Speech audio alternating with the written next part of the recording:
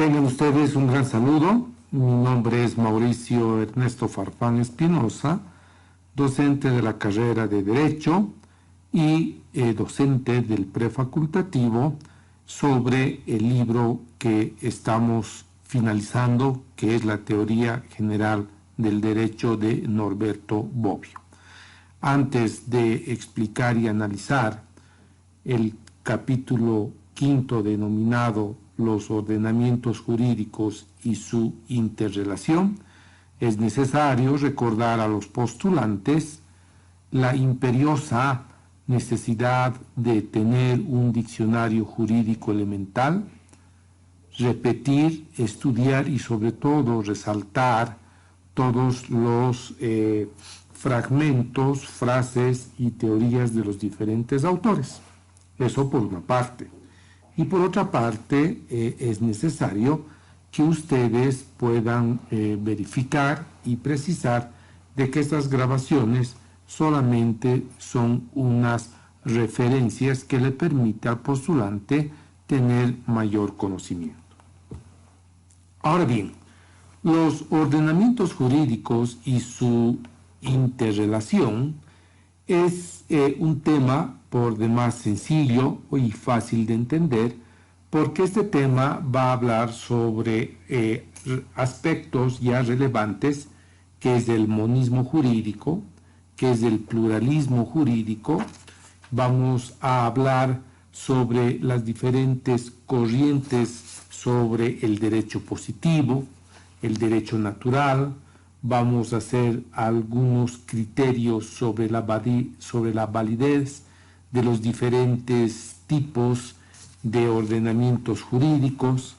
También tendremos que repasar al Estado y el ordenamiento jurídico menores, para después ver un conjunto de relacionamientos temporales a las cuales estamos sujetos en esta materia. Después veremos un poco de Carneluti, Romano y Kelsen con sus posiciones sobre la interrelación en la cual vamos a analizar este tema. Bueno, con esta retrospectiva, la pregunta es, si el monismo o el pluralismo, o otra pregunta, el derecho natural o el derecho positivo.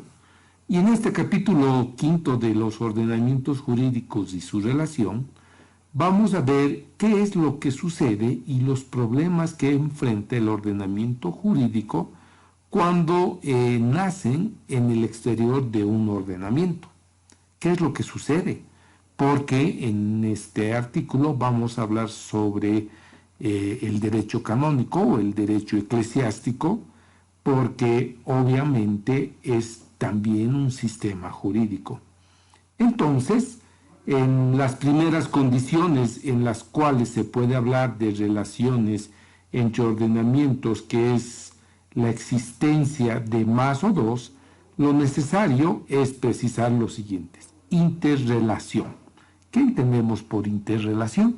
Ustedes podrán recurrir a los diccionarios comunes, pero para hablar de una interrelación, la primera hipótesis que tenemos que confirmar y señalar es de que para hablar de interrelación tienen que existir dos o más ordenamientos jurídicos. Con esto, la discusión y los problemas a los cuales vamos a entrar a un ámbito ideológico y universal del derecho, y precisamente este problema va a estar relacionado con lo señalado en los temas anteriores al determinar qué es lo que vamos a entender por derecho positivo y derecho natural. Entonces, dentro de los procesos y dentro de los problemas que se presentan en el derecho, vamos a encontrar que dentro de la ideología universalista del derecho, y hasta hoy, hay las posiciones en las cuales nosotros hemos visto y hemos señalado las teorías estatistas del derecho o también denominados por otros autores el monismo jurídico. Eso es por una parte. Y por otra parte, hablamos de un pluralismo jurídico, o lo que también pone en vilo y en cuestionamiento si existen más de dos ordenamientos jurídicos y cómo vamos a enfrentar este tema. También habíamos hablado de Otto Savigny, que establece en un desarrollo historicismo jurídico el planteamiento de la existencia del derecho, y obviamente podemos afirmar históricamente que en el siglo XIX ha habido pues una atomización de ordenamientos jurídicos por los conceptos nacionalistas, la reunión de sociedades y la creación de Estado. Por tanto, lo que nosotros tenemos que hablar, y a la fecha se habla del positivismo jurídico, o sea, aquella corriente según la cual no existe otro derecho diferente al derecho positivo, cuya característica es el ser impuesto por la voluntad soberana. A esto nosotros le llamamos el positivismo jurídico, al identificar como la concepción voluntarista del derecho.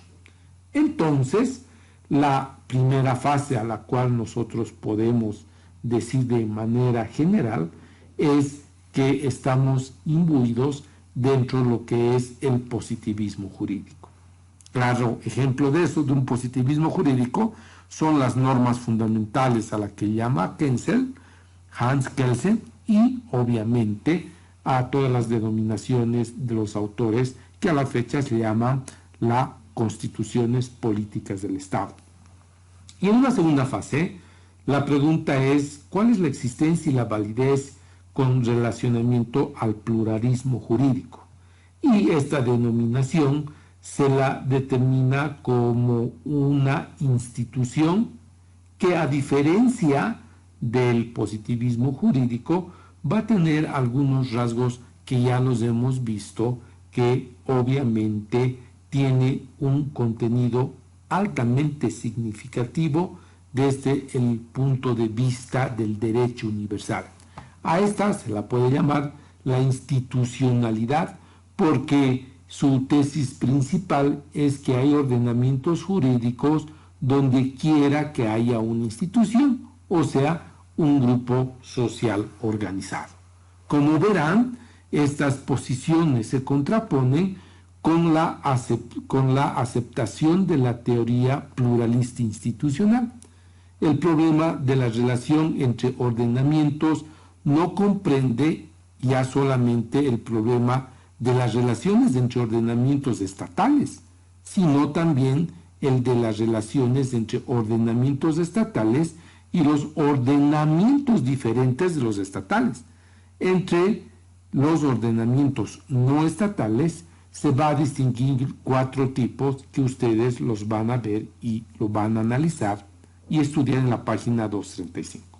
Estos 4 tipos de ordenamiento no estatales están definidos por el ordenamiento supraestatales, como es el ordenamiento internacional, y según algunas doctrinas es la Iglesia Católica, que tiene un conjunto de normas que se denomina el derecho canónico, que tiene y ha tenido una influencia significativa en las realidades sociales y dentro de un contexto nacional e internacional. B.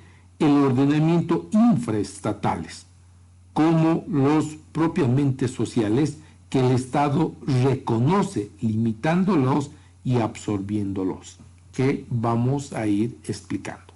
C.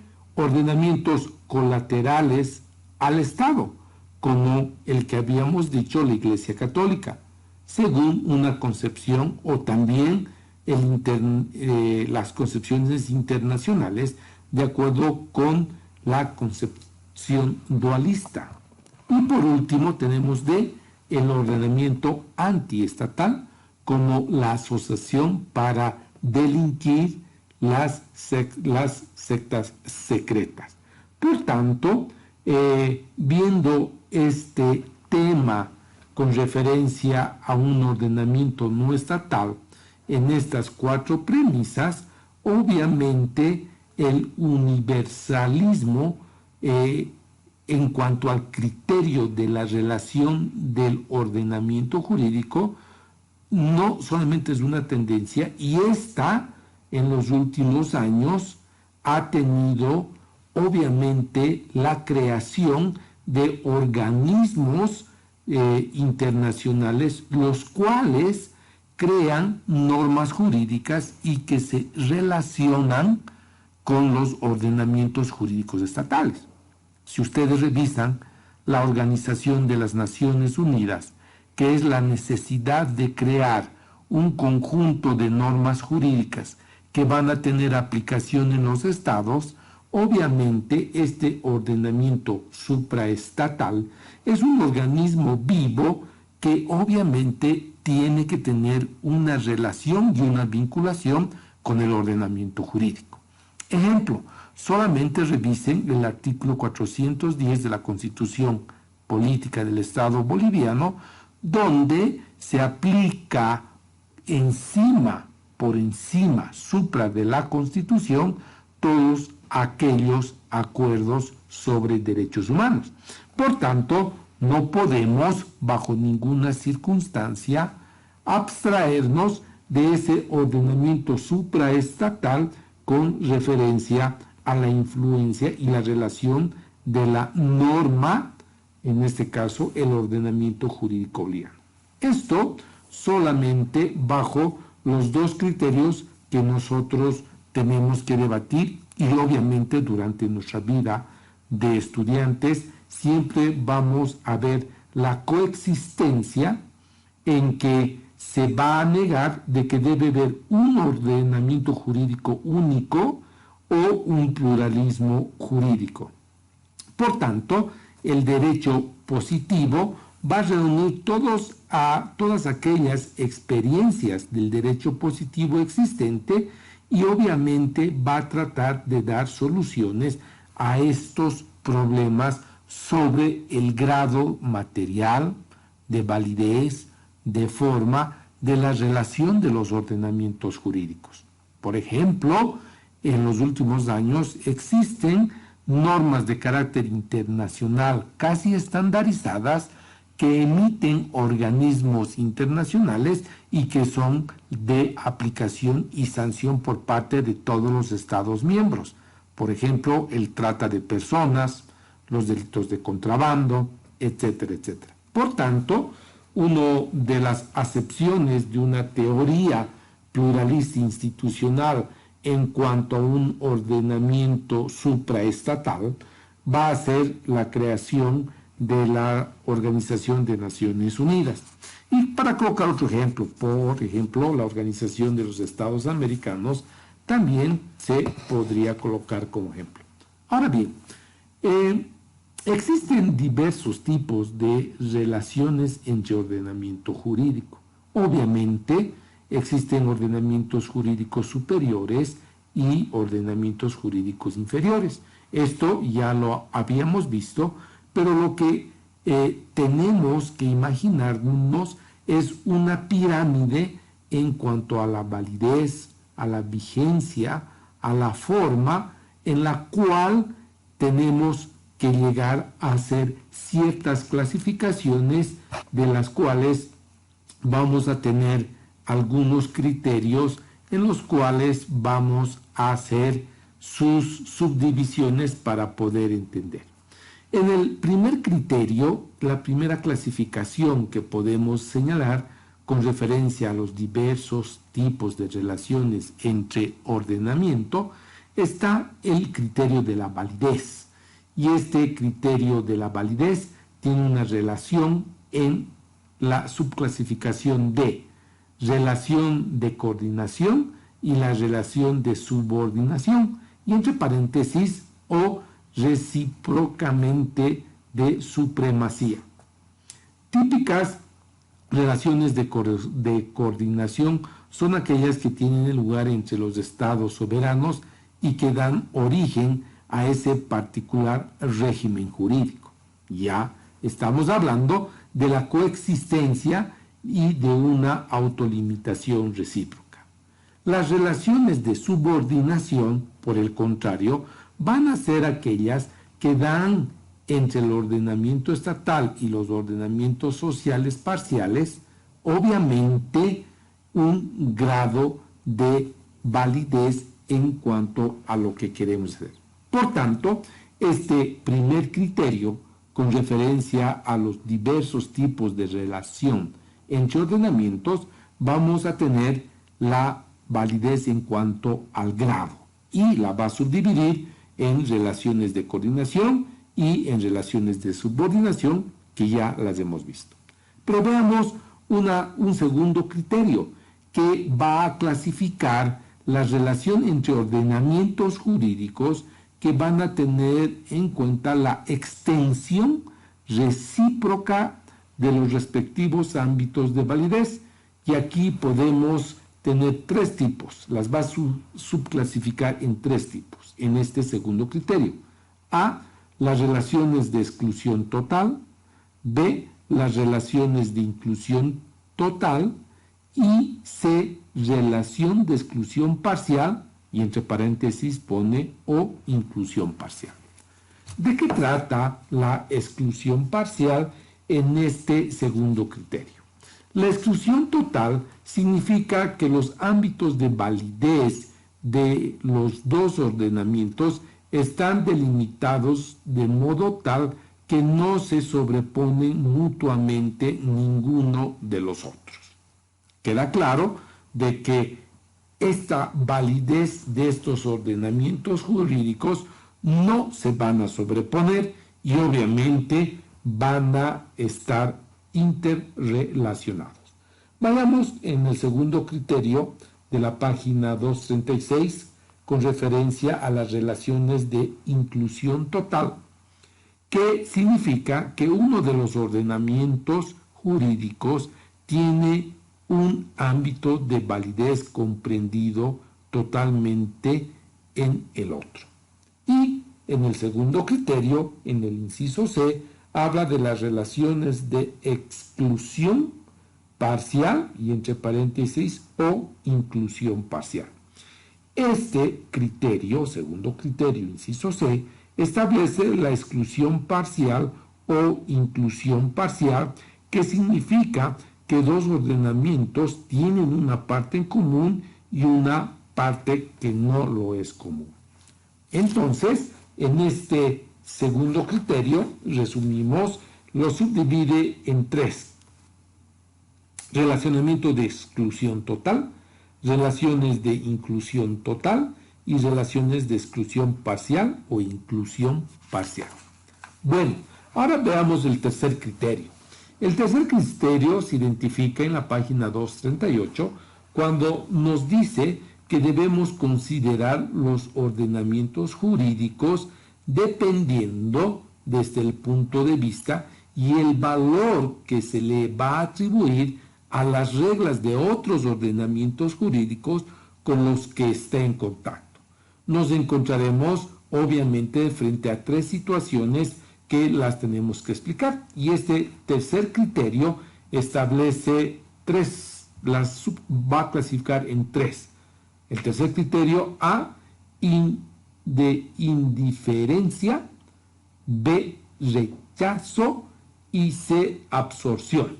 En esta situación de indiferencia entendemos a aquella en la cual un ordenamiento jurídico considera lícito lo que en otro ordenamiento jurídico es obligatorio. Entonces, esta situación debe ser objeto de lo que nosotros vamos a analizar en los casos concretos. Con referencia al tercer criterio de rechazo, esta situación se entiende como el ordenamiento jurídico considerado prohibido aquel que en otro ordenamiento es obligatorio. Y el tercer el tercer criterio en su inciso C de la página 238 nos habla sobre la situación de absorción. El fin entendemos aquel en el cual un ordenamiento considera prohibido aquello que en otro ordenamiento es obligatorio. Como verán, el problema y los criterios y las teorías a las cuales estamos viendo tienen obviamente acepciones y concepciones que no necesariamente obedecen a una regla única, y es por eso que en el libro de Norberto Bobbio se tienen que dilucidar y obviamente se tienen que ver. ¿Qué sucede entre el Estado y el ordenamiento menores? En la fenología de las relaciones entre ordenamientos jurídicos, así lo reza la página 239, ocupan un puesto aparte los ordenamientos estatales y algunos ordenamientos menores, cuya vida se desarrolla en el interior del Estado y se entrelaza a varios modos de aquel que normalmente nosotros nos vamos a dedicar en el estudio del derecho en los 5 años una vez ingresado a la UMSA. Entonces, entendemos por ordenamientos menores aquellos que mantienen unidos a sus miembros para fines parciales y que comprenden, por tanto, solo una parte de la totalidad de los intereses de las personas que componen el grupo. A esto se llama también ordenamientos parciales, como quiera que verdaderamente total no es ni siquiera el Estado, ni aún el Estado totalitario. Pongamos un ejemplo.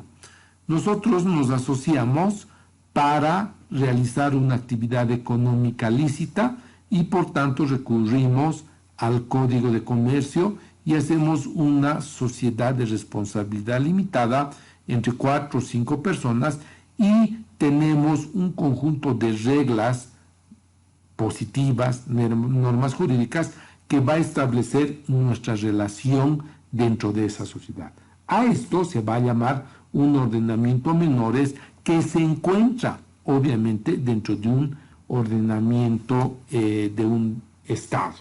Por tanto, a eso debemos determinar como un ordenamiento menores. Pero estos ordenamientos menores generalmente son rechazados porque se establece de que el Estado, es decir, si se podría llamar un ordenamiento mayor, va a aglutinar y lo va a absorber con referencia a lo que estamos diciendo, porque los que vayan a constituir esa sociedad van a tener que observar las normas estatales. Bueno, ya aclarado eso, vayamos a ver cuáles son las relaciones temporales entre la interrelación de ordenamientos jurídicos y su vinculación en las cuales nosotros vamos a hablar.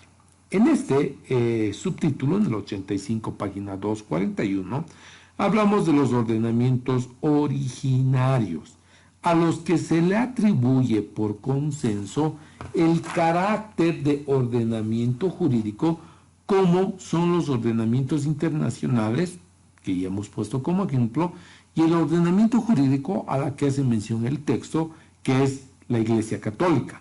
Por tanto, en este tipo de análisis tenemos que tomar en cuenta una clasificación con ámbitos diferenciales y a estos tenemos que tener 3 ámbitos: los ámbitos del tiempo, del espacio y de la materia. Entonces se pueden distinguir 3 tipos de relaciones del ordenamiento jurídico según el ámbito diferente al que un ordenamiento jurídico va a tener una validez y una vigencia dentro de otro ordenamiento jurídico. Entonces, bajo los ámbitos temporales, espaciales y materiales, se puede identificar lo siguiente. Los ordenamientos jurídicos tienen entre sí en común el ámbito espacial y material, pero no el temporal. 2. Los ordenamientos tienen un común entre si el ámbito temporal o el material, pero no el espacial. Tercero, dos ordenamientos tienen en común entre sí el ámbito temporal y el espacial, pero no el material. Entonces, ¿qué es lo que estamos tratando de ver? Que se trata de relacionar características entre un ordenamiento estatal y un ordenamiento en cuanto a lo que se puede particularizar como la Iglesia Católica. Por tanto, el Estado y la Iglesia extienden su jurisdicción sobre el mismo territorio y al mismo tiempo, pero por materias reguladas por una y otras que son diferentes. Por ejemplo, solamente ustedes pondré, por ejemplo, el aniversario o el feriado de Corpus Christi. ¿Por qué un estado llamado Bolivia tiene como feriado un ordenamiento jurídico eclesiástico propio del derecho canónico que celebra el Corpus Christi? Pero bueno, en la forma en la cual se va a entender y en la última parte de la página 242 se hace una pregunta: ¿qué se entiende jurídicamente por revolución? Y obviamente por revolución se va a llamar a toda la definición que puede sustituir un ordenamiento jurídico e implementarse otro ordenamiento jurídico. Es decir, dejar el antiguo y implantar o imponer uno nuevo. La definición jurídica de revolución ha puesto en apuros a muchos juristas porque presentan dos aspectos: que un ordenamiento precedente es un hecho ilegítimo y obviamente se va a tener que repasar y van a tener que leer obviamente la posición que hace Carneluti con referencia a las precisiones sobre lo que va a distinguir por hechos jurídicos y los va a determinar en bilaterales y unilaterales, según el carácter jurídico que tengan la situación inicial o la final, o solo en las dos. Y obviamente vamos a tener que remontarnos a la teoría de Romano, que señala que la revolución es por sí mismo un hecho jurídico y por consiguiente tienen autonomía jurídica. Es así como lo establece Romano en la página 243. Pero para Hans Kelsen, la revolución de un hecho jurídicamente cualificado desde el punto de vista de un ordenamiento diferente al estatal. Por tanto, la revolución de un hecho jurídico desde un punto de vista de derecho interno del Estado. Entonces, bajo los antecedentes históricos que ustedes van a ver en el transcurso y a los ejemplos que se pone en el Código Civil italiano con otras normas, van a poder tener como ejemplos que obviamente no ameritan ni leerlos ni repetirlos porque van a ser de ilustración para ustedes. Las relaciones materiales, en el subtítulo 87, nos va a decir que existen diversos géneros que son las relaciones entre el ordenamiento del Estado y el ordenamiento de la Iglesia Católica, como ya habíamos dicho antes, considerando como ordenamiento jurídico originario. Las normas de los dos ordenamientos tienen no solo la misma validez temporal en el sentido de que son vigentes contemporáneas, sino también la misma validez espacial en cuanto rigen a un mismo territorio. Ya les puse un ejemplo. El feriado de Corpus Christi está en base a un ordenamiento eclesiástico, pero está en territorio, en tiempo y en validez en un ordenamiento estatal, ¿no? Entonces, para esto se han propuesto al respecto varios tipos de soluciones, porque vamos a ver algunas clasificaciones para sistematizar la posición de las relaciones en cuanto a la materialidad de los ordenamientos jurídicos. Y ahí, en la página 247, nos va a hablar de 4.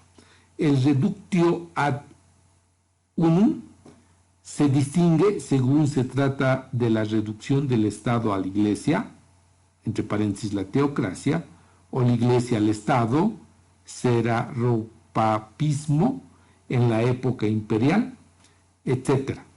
Y el 2, la subordinación. También aquí es necesario distinguir dos teorías o sistemas según se pretende en el Estado esté subordinado a la Iglesia. El tercero, el criterio de la coordinación, es el sistema fundado en las relaciones concordatarias que presuponen el reconocimiento recíproco de los dos poderes. Y cuarto, la separación, según el sistema del separatismo aplicado, y obviamente nosotros hemos señalado las asociaciones privadas, como por ejemplo la creación de una sociedad entre personas individuales.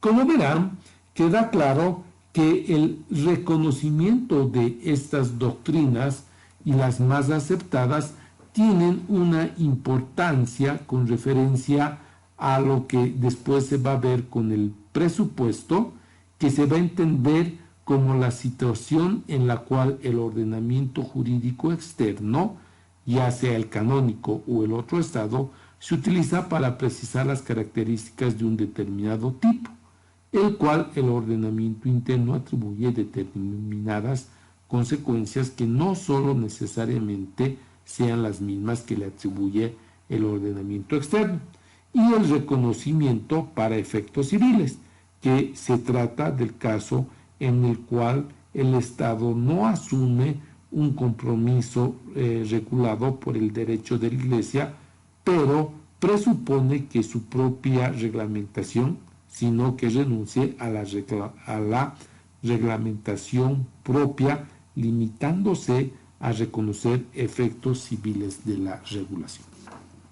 Como verán, los ordenamientos jurídicos sí tienen una interrelación en los cuales tienen que ser dilucidados dependiendo lo que nosotros queremos analizar.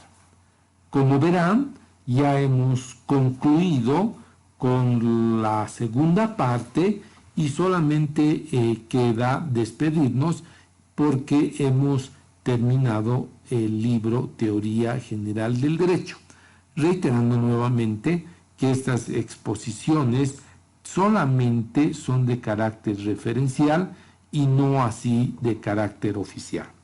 Por tanto, solamente queda desearles éxitos, que estudien, y la única receta para aprobar este examen es leer, tener voluntad, repetir, leer, analizar y precisar conceptos.